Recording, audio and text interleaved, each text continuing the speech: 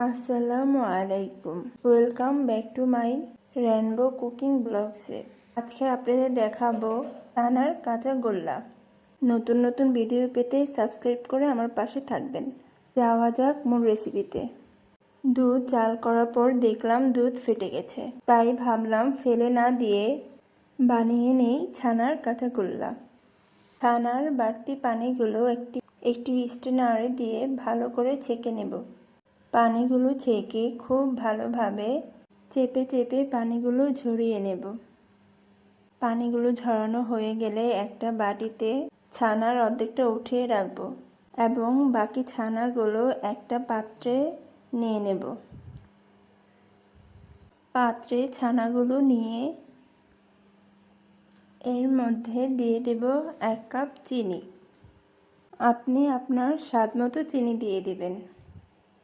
ছানার সাথে চিনি ভালোভাবে মেখে নেব, ভিডিওতে ঠিক যেমনটা দেখছেন। এই পর্যায়ে ছানাগুলো ভালোভাবে মাখা হয়ে গেছে। এখন একটি কড়াই বসিয়ে মাখা ছানাগুলো দিয়ে দেব। চুলাটা চালু করে অনবরত নাড়তে থাকব। অবশ্যই চুলাটা মিডিয়াম তাপে রাখতে হবে, তা না হয় ছানা তলানিতে লেগে যাবে। কাঁচা গোল্লা বানানোর জন্য ছানার ডোটা পারফেক্টভাবে হয়ে গেছে। এই পর্যায়ে ছানার ডোটা নামিয়ে নেব একটা পাত্রে এবং রেখে দেওয়া বাকি ছানাগুলো নিয়ে নেব একই পাত্রে। ছানার ডোটা কুসুম কুসুম গরম থাকা অবস্থায় সবগুলো ছানা একসাথে ভালোভাবে মেখে নেব।